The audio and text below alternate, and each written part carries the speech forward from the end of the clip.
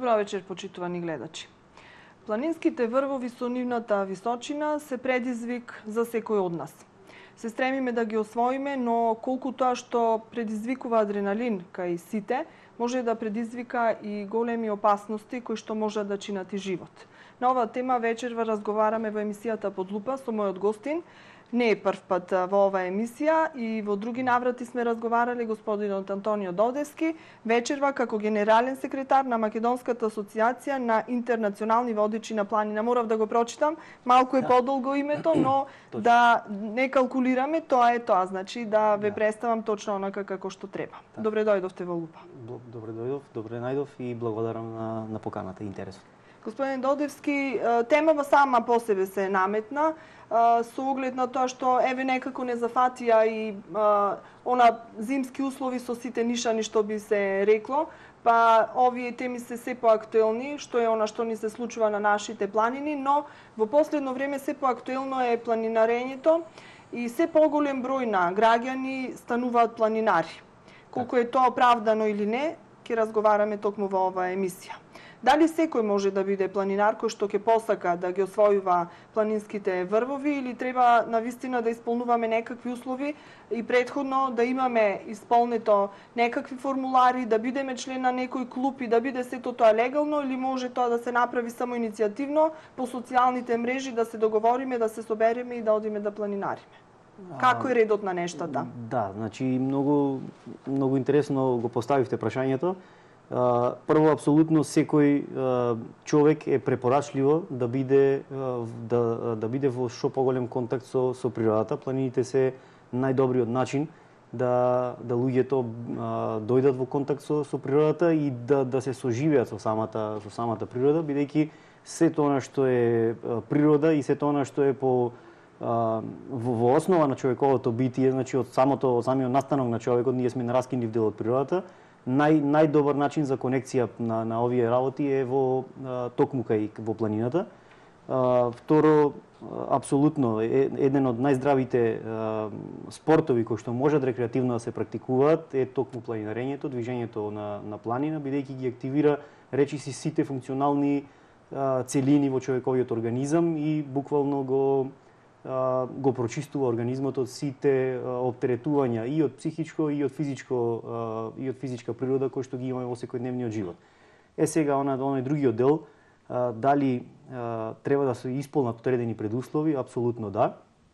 Иако во модерниот начин на живот тоа можеме да го видиме и во светски рамки, бидејќи на светско ниво може да се забележи во последниве 10-15 години еден огромен раст во авантуристичкиот туризам, што укажува на тоа дека голем дел од луѓето кои не се подготвени или немаат доволно време да посветат на едукација соодветна, на обуки, на членување во одредени спортски клубови, каде што по основ на спортските правила може да ги практикуваат овие активности, можат на туристичка основа преку соодветни туристички агенции кои организираат вакви патувања, пропратени со соодветни, значи водени од соодветни професионални водичи, да истите овие чувства, истиот оваа активност да ја доживуваат на еден сосема безбеден начин, иако претходно реков не се соодветно обучени, едуцирани, подготвувани.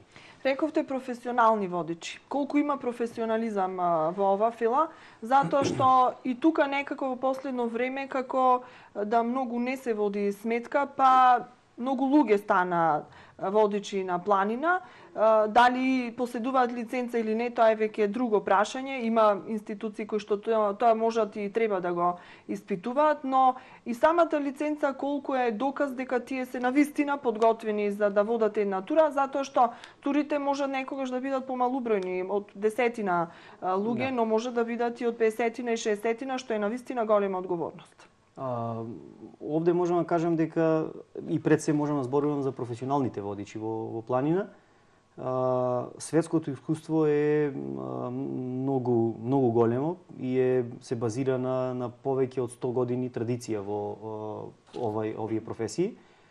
И на светско ниво мора да потенцираме и тоа мора конечно да го научат и пошироката јавност, меѓутоа институциите во Република Македонија кои се задолжени да го контролираат, следат текот на туристичките активности и туристичкиот сектор.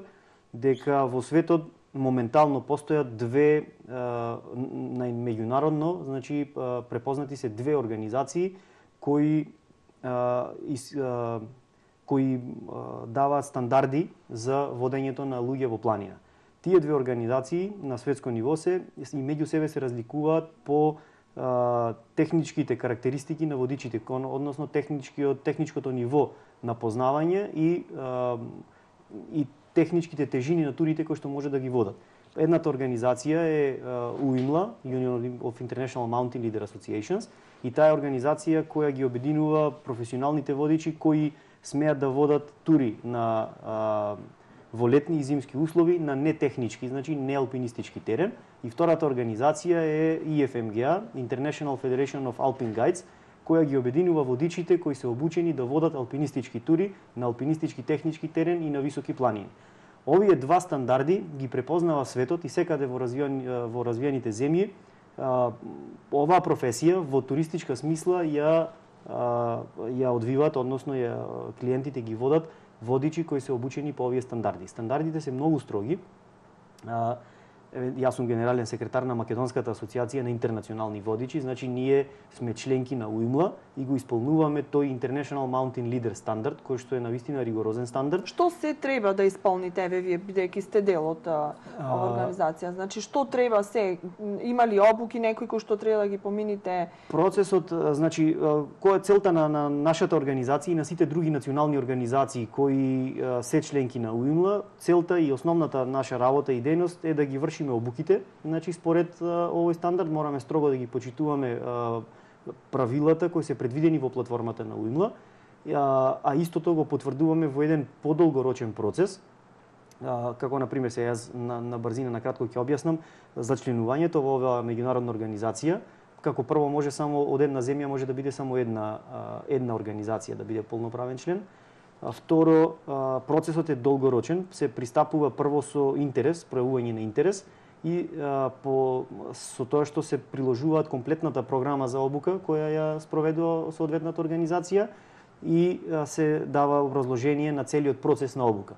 Ова се разгледува на генералните собрања и од страна на техничката комисија на UIMLA и се дава предлог земјата да добие статус на земја кандидат.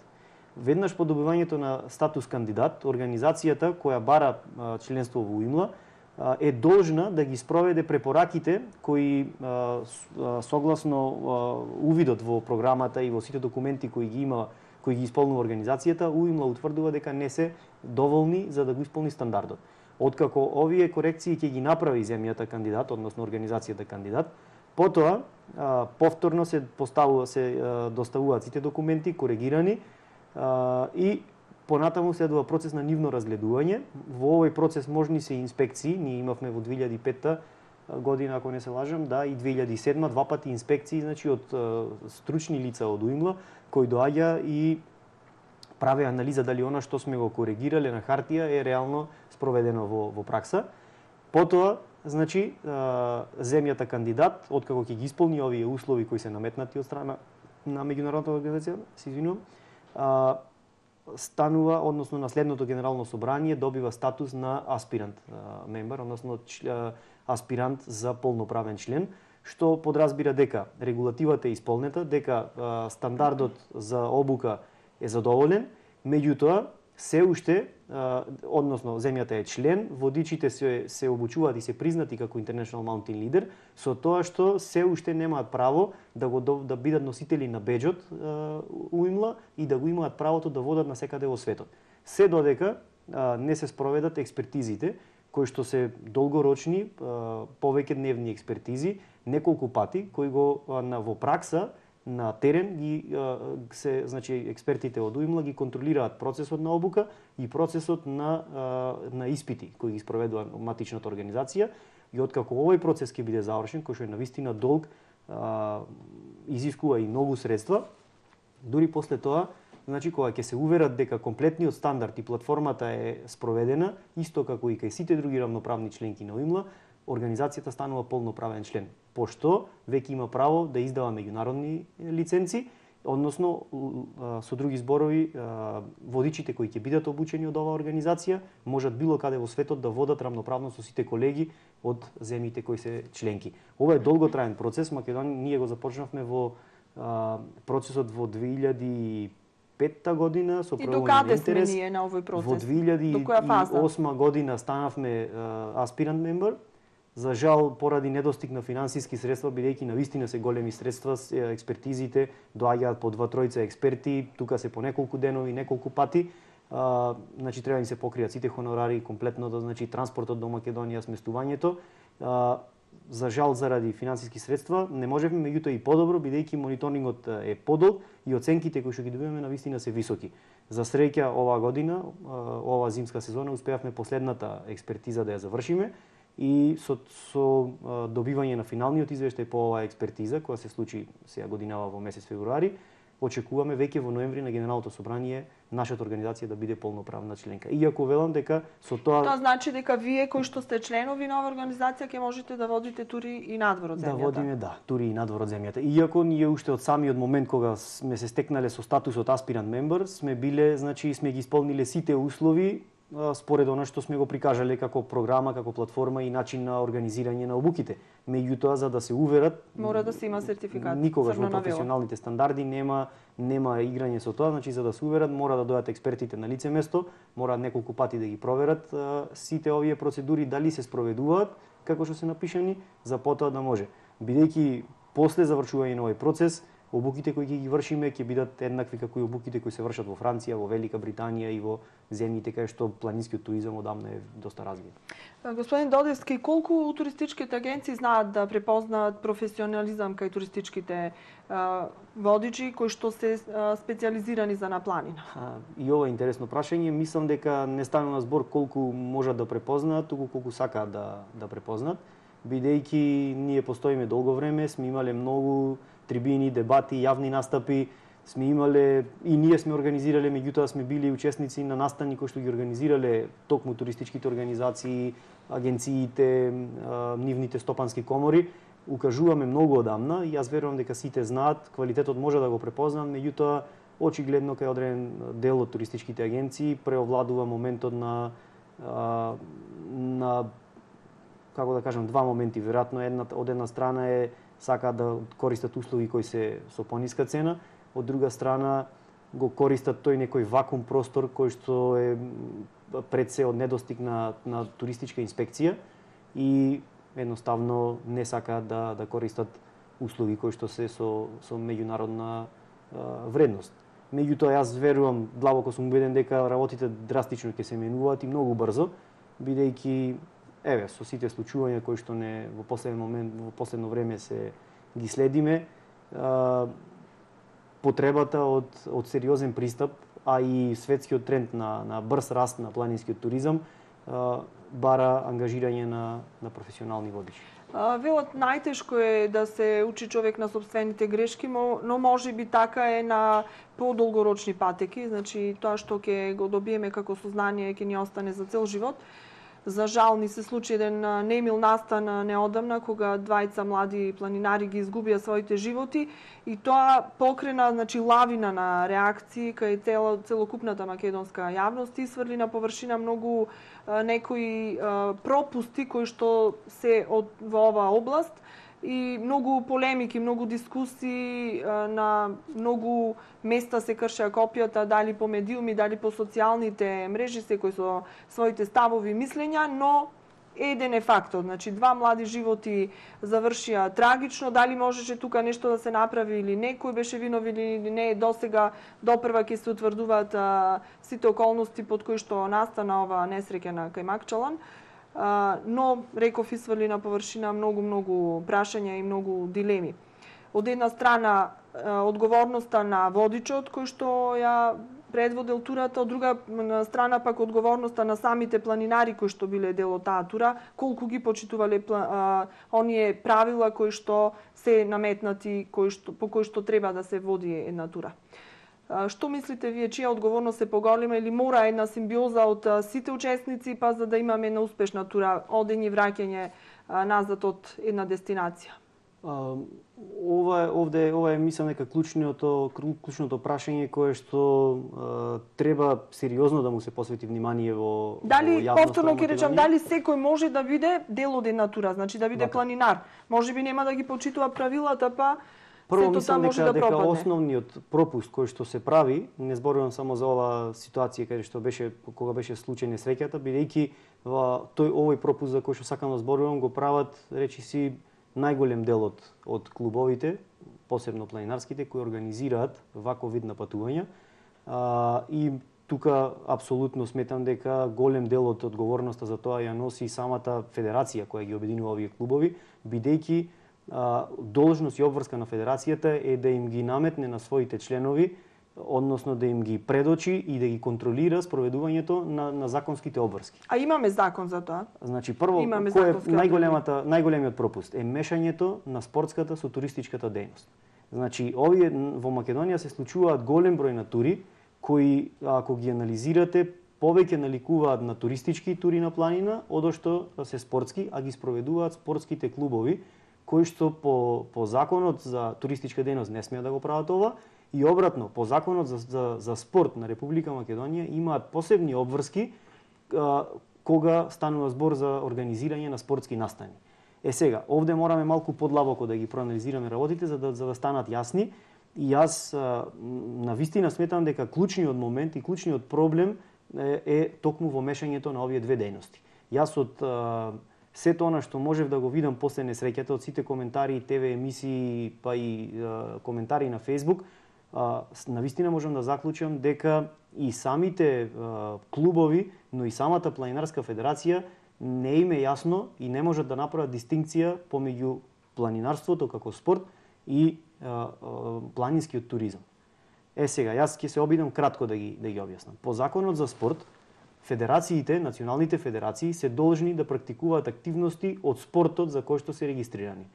Јас овде можам во Планинарската федерација да видам и тука непочитување и недоследности, бидејќи во самата Планинарска федерација постојат клубови кои практикуваат активности од други планински спортови за кои што постојат национални федерации, како што е примерот со алпинизмот, можам многу компетентно да зборувам за тоа, бидејќи сум и член и алпинист и член на управниот одбор на Македонската алпинистичка федерација. Единствена компетентна институција за алпинизам во Македонија е Македонската алпинистичка федерација. Таму имаме строги правила по кои што се стекнуваат називите. Значи таму има од називи од почетник, курсист, аспирант за алпинист, алпинист, инструктор. Значи тоа е една строга дефиниција, една строга номенклатура која што мора да се почитува. А и да потенцираме дека планинари, алпинисти е сосема нешто различно. Апсолутно различни спортови со различен период и многумина ги поистоветуваат, а не е воопшто. Точно дека ги поистоветуваат, меѓутоа кога ги поистоветува јавноста која не е запознаена, тука не може многу да се замерува. Меѓутоа кога ќе ги мешаат и кога ќе ги поистоветуваат луѓе кои што треба да бидат од спортот, особено луѓето од Федерацијата на планинарски спортови кои што се регистрирани за планинарство, тие не смеат, тие мора јасно да знаат што е алпинизам и не смеат дури по законот за спорт да дозволуваат нивните клубови, бидејќи видете, ова не е исто како да имате ракометен клуб кој што ќе игра и фудбал на тренинг или во слободно време, бидејќи овде станува збор за сериозна опасност по животот на луѓето кои го прават тоа. Алпинизмот е далеку посериозна и спорт кој бара далеку поголеми компетенции, многу поголемо искуство и многу поголемо техничко предзнаење за да можат луѓето да бидат безбедни на алпинистички терен.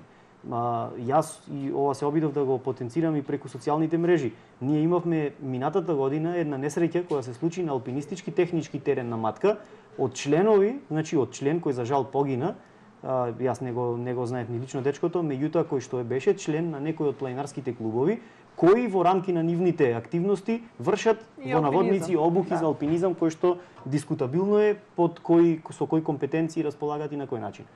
Уште посериозно е кога станува збор за планинарството, односно планинскиот туризам.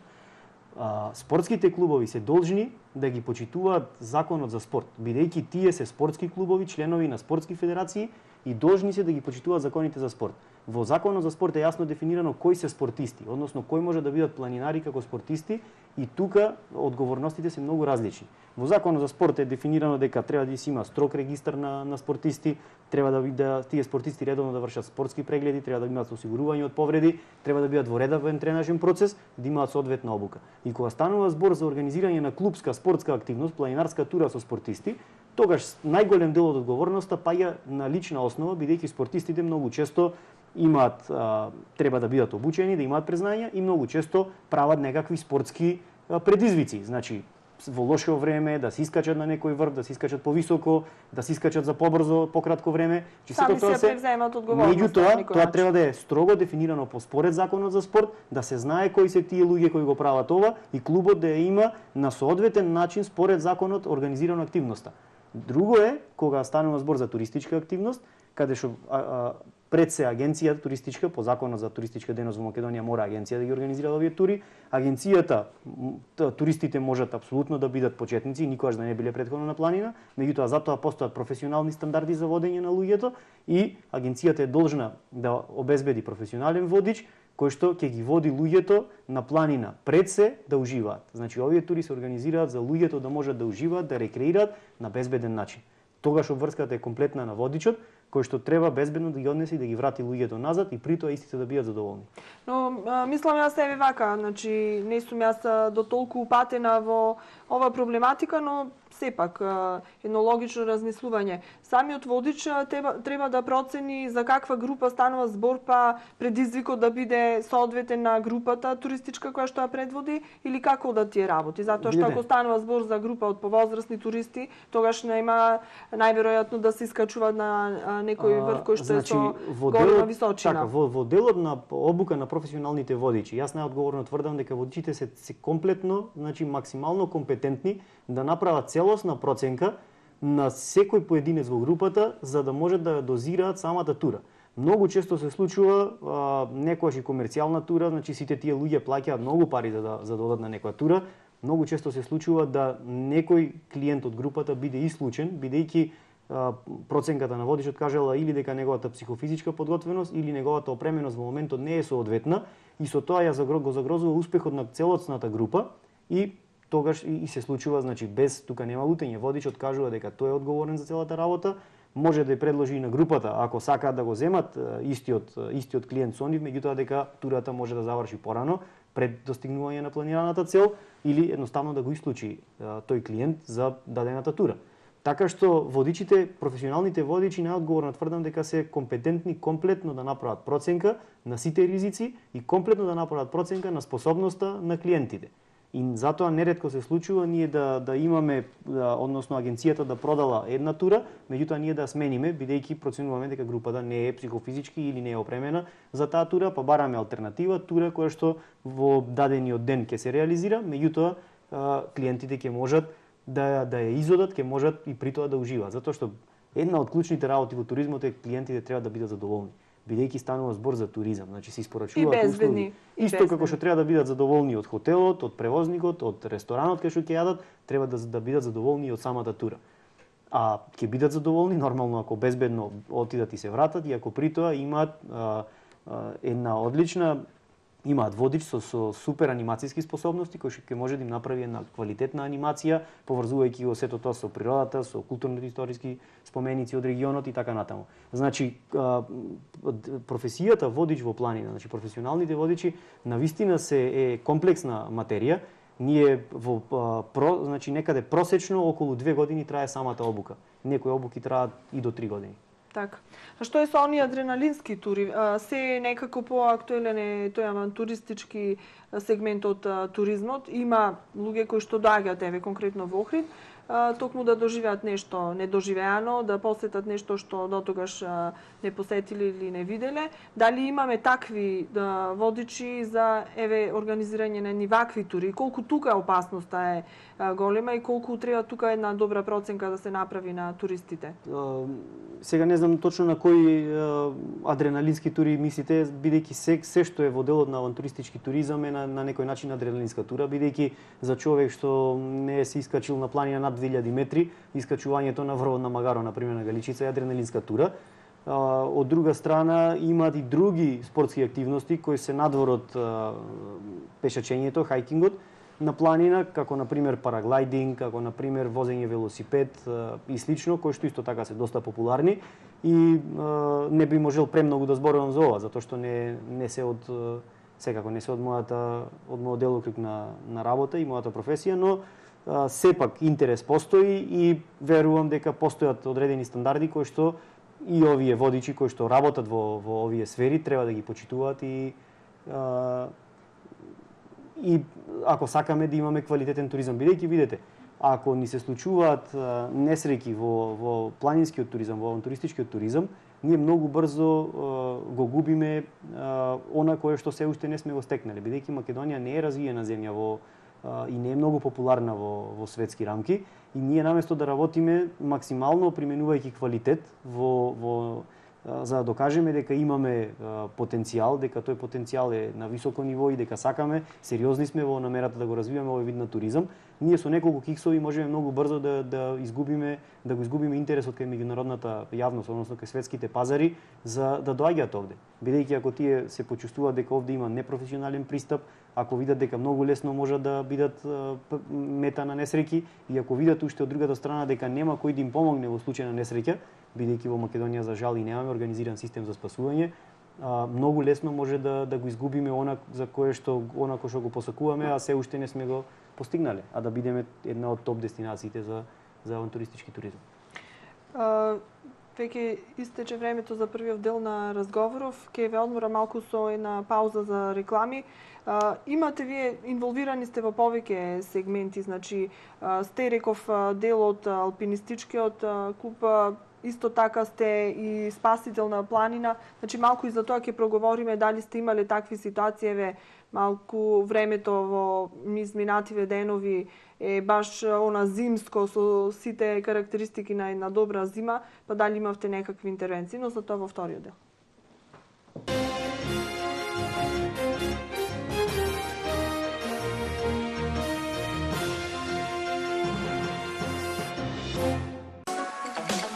Кам, постојано ниски цени. Чоколадо со ориз 200 грама 59 денари. Детергент 3 килограми 289 денари. Лед сијалица 10 вати 75 денари. Млеко 1 литар 49 денари. Кам, купувај мудро. Кои што сакат нека ви зборвит, ама вистината е само една. Тајната за охридскиот бисер ја донесов лично јас, Јован Субановиќ, руски белогардеец. Тајнава со алал ти ја давам, на правнуци да останит, ајро да ја го видиш. Ако се посветиш на занатот, еден ден сигурно ќе се просветлиш.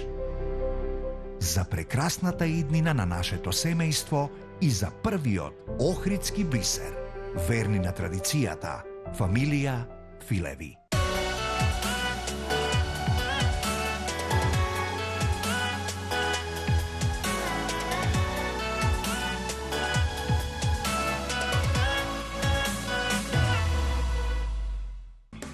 Започнуваат промотивните акции во Кармен Бау центар Охрид.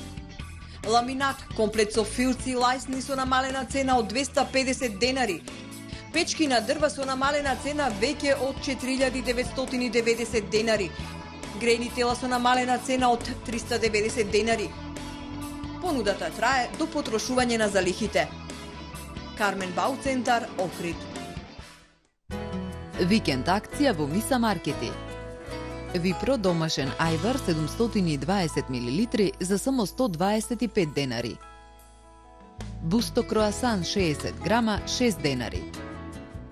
Битолски сок 100% портокал 1 литар 55 денари.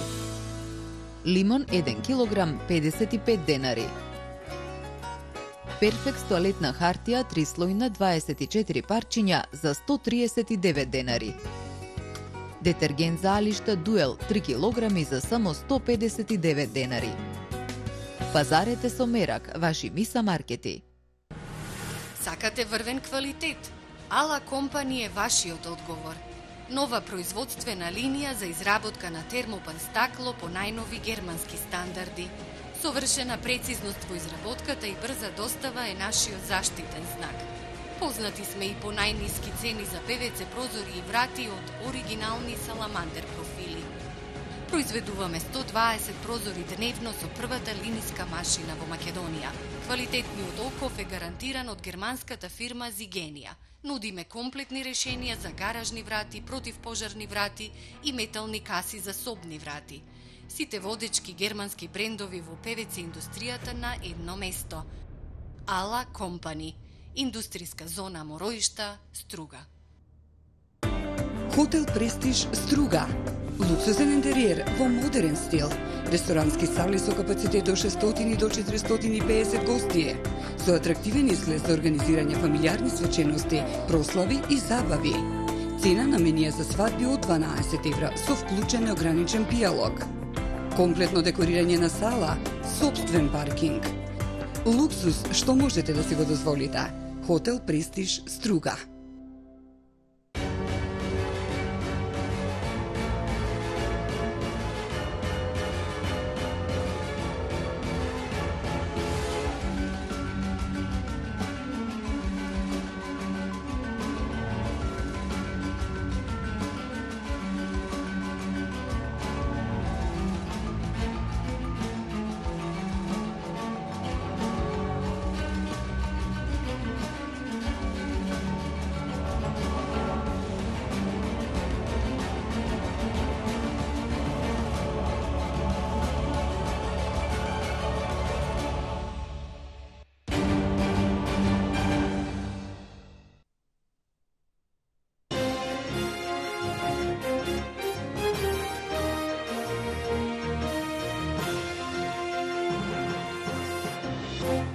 Добар ден, јас сум Јурги, а ово се Малите вести. А јас сум Ана. Не го менувајте канало, пошто имам интересни вести. Нова емисија ја водам јас, тоа значи дека самата по себе е гениална. Гледаш дека сме на иста фреквенција. Водиме исти вести на ист канал. Најмалите, најсладките, најинтересните вести кои никако не смеете да ги пропуштите. Се правиш Ајнштајн. Не се правам, сум.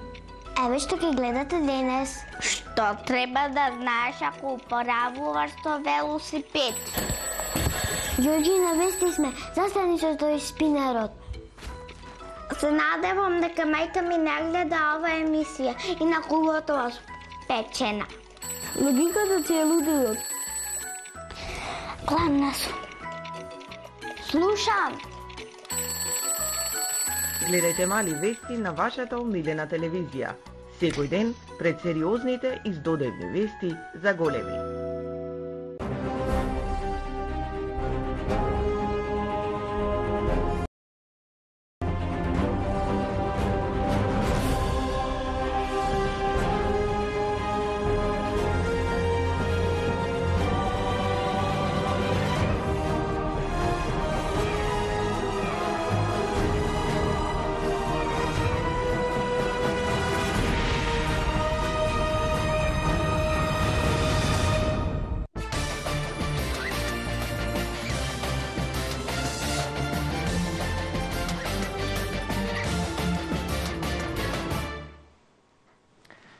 Разговараме за предизвиците од одење на планина, дали како планинар или како алпинист. За жал имавме и еден несреќен случај. Или како турист. Или како турист, да, значи, точно. Треба да правиме разлика. Точно така. Имавме еден несреќен случај кој што ја поттикна повторно оваа тема, иако сме разговарали во други наврати. Сакав да ве запрашам, бидејќи и вие исто водите тури на планина, што е потешко да се води во зимски или во летни услови? И кога се предизвиците поголеми и кога е ризикот поголем? Секако дека технички е потешко во зимски услови. Од нормално надворешните влијанија се опасностите кои демнат во зимски услови се многу значи повеќе изразени.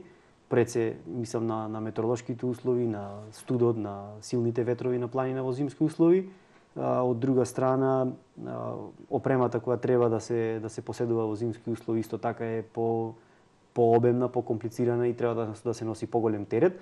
Меѓутоа, тоа не значи дека летните тури се лесни и дека може да се одвиваат ноншалантно и туку исто така и летните може да бидат многу опасни, особено кога станува збор за метеоролошки услови кои што летно време може да бидат многу понепредвидливи.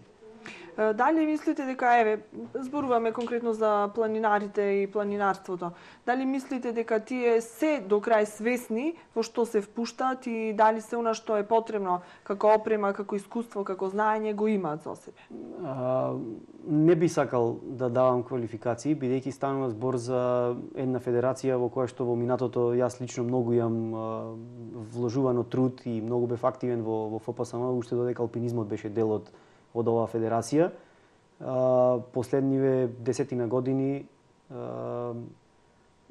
може би помалку, не се 10, без разлика, 6-7 години, веќе алпинизмот не е дел, не по желба на алпинистите, ние не сме дел од Федерацијата на планинарски спортови и можам со тоа да кажам само дека од ова што сето можам да го видам што се случува во последно време, дека Федерацијата за планинарски спортови изгуби еден сериозен дел од кадарот кој беше клучен при обуките во сите планинарски спортови, а првенствено за планинарството и алпинизмот, бидејќи алпинизмот е многу покомплексна дејност, во себе ги обединува сите други планински спортови.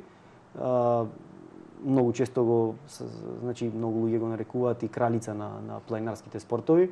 Е многу покомплексна дејност, многу позахтевна, се одвива на многу технички посложени теренски услови и знаењата кои што ги имаат алпинистите или кои што е потребно да ги имаат, не може се без исклучок. Односно во алпинизмот нема ова не го знам, ама можам да поминам и без тоа. Значи, затоа имаме и строги правила на однесување, строги правила на обуки и имаме многу добар, значи слободно можеме да кажеме, имаме многу добар инструкторски кадар кој ги врши сите овие обуки. За жал, од кога сме надвор од ФПСМ, нашиот инструкторски кадар веќе не ги врши обуките. Претходно најодговорно тврдам дека голем дел од обуките и за планинарите во рамки на планинарските клубови ги вршевме токму ние, алпинистите, односно инструкторите од нашиот тренинг центар. За жал, од тогаш наваму не би можел да кажам што се случува во Федерацијата на планинарски спортови, но очигледно од она што го гледаме постојано се случува еден одреден хаос кој што апсолутно нема систем во таа организација која на своите членови, на планинарските клубови, ќе им од една страна ќе им укажува дека мора строго да се придржуваат до одредбите од законот за спорт, а од друга страна дека не треба да ги мешаат нивните активности со други дејности како што е туристичката дејност.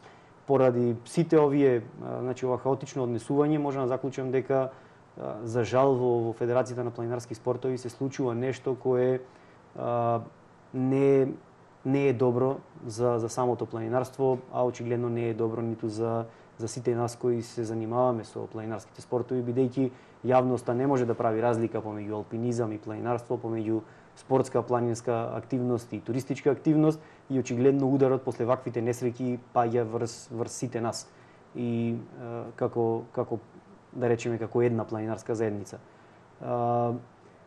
Сметам дека она што е клучно е во рамки на федерацијата, како што и тоа треба сите федерации спортски да го прават, да се инсистира на почитување на законските обврски од законот за спорт, да не се прави мешање со други дејности, во случајов туризам и туристичка дејност, и да се инсистира на што е можно поголема примена и прифаќање на меѓународни стандарди. Бидејќи во планинарството постојат меѓународни стандарди кои што навистина се многу високи.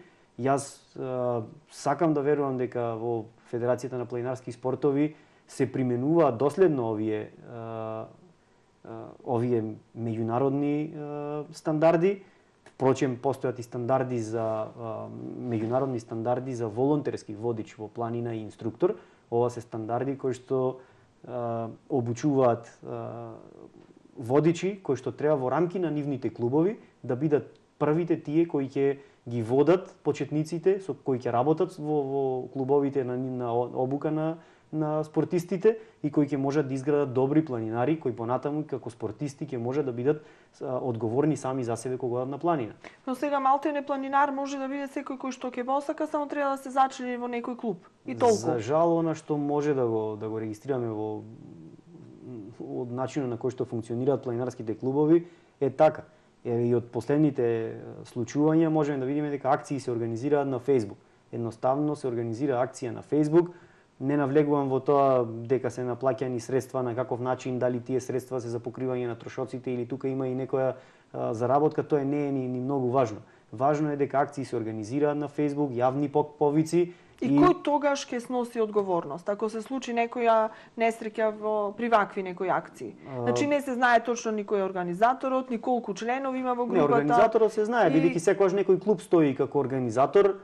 Меѓутоа, колку луѓе ќе има во групата, на кој начин тие ќе бидат водени, дали се тие спортисти регистрирани во клубот, дали тие ги исполниле сите услови од законот за спорт на Република Македонија, да не се повторуваме, значи дали се во редовен тренажен процес, дали поминале соодветна обука, бидејќи видите, јас од она што можев да го видам за самата несреќа. Значи многу лесно се даваат квалификации од типот многу искусни планинари. Значи, оваквата квалификација е крајно несериозна. Вие не може да кажете многу искусни. Јас работам во туризам професионално и некогаш имаме клиенти кои по 10-15 години одат на планини, биле на многу во наводници високи планини како Килиманџаро, Монблан, при тоа користејќи услуги на водич и туристичка агенција. Тие се туристи, тие плаќаат, луѓето се физички многу подготвени, го прават тоа. Меѓутоа, и покрај нивното 10-15 годишно искуство, вие не можете да кажете дека се тие многу искусни планинари, бидејќи тие се навикнати некој друг да ги води, некој друг да прави проценка на ризиците, некој друг да прави одлуки кога и на каков начин ќе треба да преземат активности.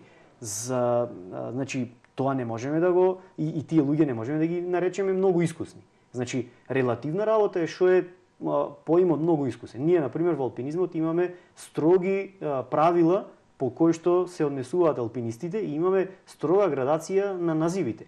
Почнувајќи од почетник алпинист, понатаму доаѓа алпинист-курсист, кој минимум треба да има летна и зимска обука завршено и положен испит, па понатаму доаѓа аспирант за алпинист, кога ќе исполни одредени минимум критериуми со број на искачени насоки, со соодветна тежина, поминато време, полага практичен и теоретски испит за се стекне со називот аспирант за алпинист, па понатаму уште поголемо искуство, уште поголем временски период, постојана и редовна тренажна активност во рамки на клубот од каде што доаѓа, подкрепена со потврди, подкрепена со дневник на искачени насоки и планини, за да може да дојде да полага да се јави за полагање за назив алпинист. Значи целиот овој процес е долготраен и ние точно знаеме кој алпинист со каков статус е и знаеме колкаво е неговото искуство. Имаме точно дефиниран правилник кој назив во алпинизмот со кој друг помал или поголем назив што може самостојно да работи на алпинистички технички терен. И тогаш во тој случај може да се каже дали е искусен или помалку искусен. Вие можете да го дефинирате јасно искусното, а вие да кажете дека сега за жал се случи несреќа, меѓутоа загинале многу искусни планинари. Меѓутоа ако видите сите околности на несреќата, ако видите дека станува збор за губење на 2 млади животи при хипотермија на Кајмакчалан, од каде во било кој правец ако тргнеле за 4-5 сати, тие ќе можеле да стигнат барем на пониска надморска висина, да бидат настрана од оние силни ветрови и ниски температури над 2000 метри, па дури до некое населено место. Едноставно, луѓето не можеле да направат реална проценка на нивните на ризиците и опасностите во тој момент и одлучиле да останат да чекаат помош. И која што помош очигледно не дојде на време и во банална ситуација на Кајмакчалан изгубивме. Јас овде сакам и друго нешто да кажам. Значи, несреќи на планина не може никој не може да ги целосно да ги исклучи несреќи. Бидејќи во светот на вистина многу квалитетни планинари, алпинисти загинале во несреќи. Меѓутоа треба да правиме разлика помеѓу тие големи спортисти, врвни светски имиња, кои со своите активности свесно влегле во висок степен на ризик за да ги поместат спортските граници во спортот, да направат нешто што претходно не е постигнато во спортот, па дури да ги поместат и границите на човештвото со нивните подвизи, и го изгубиле животот со ова што ни се случи на едно обично прошетка, на едно патување, на една нешто што треба да биде едно обично еднодневно уживање на планина, како што е кај Макчалан, да изгубите два млади животи. Апсолутно се неспојиви. Несреќи да, ќе се случуваат и понатаму, ова се ризични активности и никој не е имун, па дури и професионалните водичи можат да бидат предмет на несреќа. Некогаш се случуваат несреќи од објективни причини. Едноставно една молња, еден гром може да убие многу луѓе на планина, меѓутоа ако и тоа е добро значи и во тој момент ако добро се планирала турата, можела да се избегне доколку не се оди тој ден кога се предвидуваат грмотевици. Меѓутоа пак ќе речам, некогаш навистина се објективни причините, некогаш навистина несреќите не може да се избегнат, меѓутоа пак ќе речам жалосно е да губиме вака млади, многу амбициозни луѓе, големи ентузијасти, како што можеме да видиме, јас лично не ги познавам, морам да кажам, и двајцата планинари кои загинаа, меѓутоа навистина од она што го оставиле зад себе, што пишувале, се гледа дека биле многу големи ентузијасти со многу голема желба и влюбеници во планината, за жал прерано ги завршија своите животи. Едноставно од јас би рекол прерано давање на многу големи квалификации од типот на многу искусни.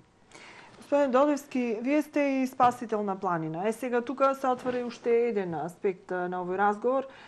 Дали затаја и спасувачките екипи? Дали можеше да ги спасиме овие два млади животи ако порано се реагираше, ако порано се информираше, ако порано беа мобилизирани спасувачите? Дали можеби информацијата доцна стигна? Значи, колку сето тоа е важно за да една акција за спасување на планина биде успешна? Вака, секако дека времето на дојава и значи моментот значи на пријавување на несреќата и времето кое што предстои за реакција е секогаш од клучно. Секогаш времето е клучно при изведување на спасителни акции. Меѓутоа во овој случај јас не можам да коментирам бидејќи навистина они информации што можевме да ги видиме да ги прочитаме од медиумите, дел од нив и од официјални институции како полициската станица во градот, таму во местото, сепак мислам дека имаат сериозни недостатоци кои што не можат нас како професионалци, да речем сега во оваа сфера, да ни ја представат вистинската слика што точно се случувало. Имаше ситуации дека претходниот ден вечерта уште се најдени, па дека едното лице било се уште живо, па дека го врзале на некој начин со некакви ремени, кои што навистина терминолошки прво не можеме да ги поврзиме во нашата сфера, во нашата професија. Меѓутоа, морам да кажам една друга работа, дека секогаш кога спасителните служби приоѓаат кон интервенција на терен, пред се водат од правилото дека животот на спасителите е секогаш на прво место. Безбедноста и животот на спасителите. Од друга страна, можноста да се интервенира во сложени деликатни услови, дали станува збор за метеоролошки услови какви што беа во тој викенд, или станува збор некогаш за технички, алпинистички тежок и непристапен терен, повторно, значи, начинот на интервенција и можностите зависат од тоа колку се подготвени спасителните служби, со кое ниво на подготвеност, со каков кадар располагаат и со каква опрема, за дали можат тие во такви временски услови да интервенираат и да изведат безбедно целокупната акција од аспект на животот и здравјето на спасителите и нормално пред се онај за кој е намената да му помогнат на настраданиот.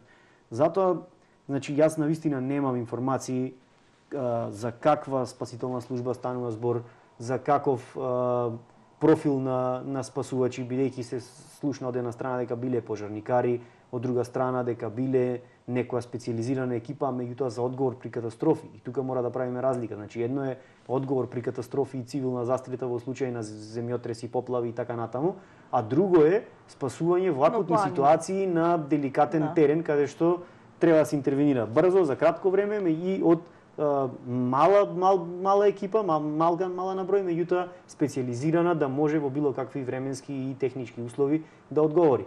Навистина немам информации каква била службата, како е опремена, на кои принципи работат, дали и тие, бидејќи во спасувањето имаме високи меѓународни стандарди, дали овие служби и тие спасувачи кои излегле да помогнат биле на, значи се работат по некој меѓународен стандард или се некоја локална волонтерска организација која со најдобра намера верувам излегла да помогне. Самиот факт што луѓето доцна во ноќта биле на терен и другиот ден повторно излегле, значи укажува на тоа дека веројатно вложиле се што е во рамки на нивните можности и знаење. Се колкави биле можностите, знаењето, тоа е веќе тука не можам навистина не можам да Вие сте биле дел од повеќе спасувачки акции и овде во градот имавме, значи пред 2 години беше тоа кога имавте една интервенција на Јабланица кога беа завеани, па и на Галичица имавме една спасувачка акција, значи повеќе случаи. Имаме разговарано за тоа. За жал имам учествувано и во многу излекувања на веќе починати, така на тела на починати од планини, меѓутоа тоа е дел од професијата.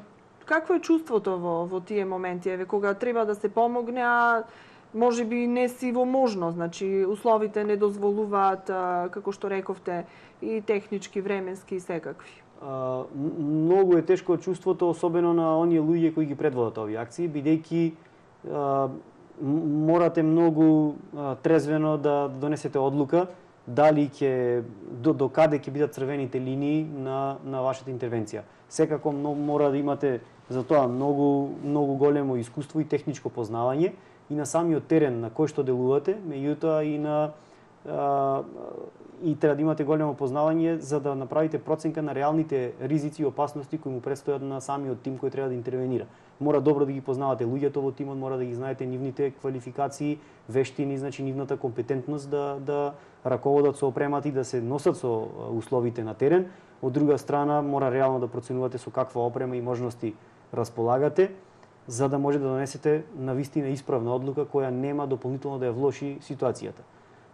Многу е тешко да се управува со вакви операции, но секогаш барем имаме ли ние обучен тим во градов за вакви операции? За среќа можам да кажам дека имаме многу добра екипа која што не е многу, значи не е голема на број, станува збор за некаде околу 5-16 алпинисти, меѓутоа самиот факт кој што дел од нив се алпинисти, дел од нив аспиранти за алпинисти, ни дава простор многу покомотно да делуваме во сите несреќи. За жал сме многу малку опремени со техничка опрема, но за среќа, како што јавноста веќе знае, успеавме да добиете еден проект. Да добиеме еден проект кој што е финансиран од Европската унија, со кој што проект ќе изградиме еден современ центар кој што ќе биде еден прв во пошироки рамки, значи од нашето опкружување, ќе имаме модерен центар, модерен оперативен центар, ќе имаме тренинг сала во затворен простор со вештачка карпа кај што ќе може да се тренираат сите техники за излекување дури и во вертикала. Ќе имаме соодветен простор за чување на опрема, ќе набавиме комплетна опрема за спасување која навистина ни беше неопходна си овие години. Едно специјализирано возило кое ќе биде опремено и како амбулантно и како знам дека тоа многу ви недостигаше при сите акции што сте ги имале претходно. Секогаш баравте соработка и помош од други некои институции за да ви го позајмат возилото. Значи сега ќе го обезбедиме и ова возило и ќе направиме и многу други придвижувања со тоа што ќе изработиме една прецизна студија која треба да ни даде преглед на можностите за идно финансиска одржливост на оваа служба. Целта е после реализацијата на овој проект да успееме да имаме 24/7 служба која ќе биде во секој момент на располагање. Од друга страна, во рамки на проектот ќе направиме уште една добра работа со тоа што ќе креираме еден посебен софтвер и мобилна апликација за паметните телефони. Софтверот ќе биде користен во базата наша на оперативниот центар, а мобилната апликација ќе може да користат сите граѓани и туристи кои го посетуваат регионот. Преку таа апликација ќе може да добиваат редовни информации за состојбата, безбедносната состојба на одредени региони, патеки, планини, метеоролошките услови кои владеат во моментот на планините, но ќе можат на многу едноставен начин само преку кликање на едно копче, така наречено SOS копче, ние во нашиот центар веднаш да ги добиваме нивната локација и повикот за помош, пошто ќе можеме ние да ги контактираме и едноставно многу лесно да скратиме времето на комуникација кој што претходно секогаш се покажувало како клучен момент во приделување. Во тие состојби, дали имавте некакви интервенции оваа зима од овој За среќа немаме ова зима интервенции. Очигледно поучени од претходните неколку зими, особено значи кога зборувам за местното население во руралните зони, во населените места кои се подлабоко во планините, очигледно граѓаните си беа подготвени со време дека доколку има поголеми наноси на снег да може да се справуваат. До овој момент немаме некои повици. Подготвени сме, исто како што и во минативе 15 години сме биле подготвени, со тоа што интензивно работиме. Значи, нашиот проект има веќе и канцеларијата е во работи со полна пареја. Веќе работиме на оние процедури за набавки, веќе ги правиме спецификациите за специјалната опрема за спасување, за возилото. Исто така ја подготвуваме и тендерската документација за изведувач кој што ќе треба да го гради центарот. И се надевам дека веќе од некаде април-мај ќе направиме една поголема промоција од кога ќе набавиме набавката и кога ќе ги започнеме и градежните активности. Така. Благодарам за ова учество во Лупа. Еве, начнавме една интересна и актуелна тема. Се надевам дека причина и повод за вакви наши разговори во иднина нема да бидат вакви некои несакани случувања и изгубени млади животи како што имавме во ситуацијава, дека ќе зборуваме за нешто позитивно, за нешто убаво, за она што е ред во сферата на планинарството, во алпинизмот, колку што можев да сватам веќе до некаде. Има некаков ред, се знаат веќе како се поставени нештата. Тоа треба да се направи во планинарството, да се направи една дистинкција што е тоа туризам на планина, што е спортски туризам, што е спортна планина и спортско планинарење, да, и сето тоа да си се стави во една рамка, па мислам дека и овие несреќи ќе бидат помалубрајни и не со вака фатален крај. Јас ви благодарам за интересот и поканата да учествувам во оваа емисија. Се надевам дека следниот пат ќе зборуваме за големиот број на наплив на туристи кои што доаѓаат и немањето доволно капацитет за да ги одговориме на сите и да апелираме до сите кои се чувствуваат подготвени да работат професијата водиш во планина да дојдат на обука. Навистина се надевам дека Македонија и особено нашиот Охридски регион или регионот околу Охридското езеро дека заслужува и може да биде навистина една светски препознатлива туристичка дестинација, особено во овој вид на туризам. Со тоа нема да останеме на оние 2 месеци летна туристичка сезона. Охрид навистина може 12 месеци во годината да живее од туризам, но треба да ги средиме работите, да. Едноставно треба да помине време да созрееме во нашите намери и желби и навистина да почнеме да работиме и да ги следиме. Не треба ништо посебно да правиме. И во спортот, и во туризмот единствено треба да ги почитуваме меѓународните стандарди кои се воспоставени. Да, воспоставени преку искуства и пракса подолги од 100 години. Значи ние не треба да измислуваме ништо ново. Благодарам. Како што рековте, се надевам дека поводот за нашиот нареден разговор ќе биде позитивен.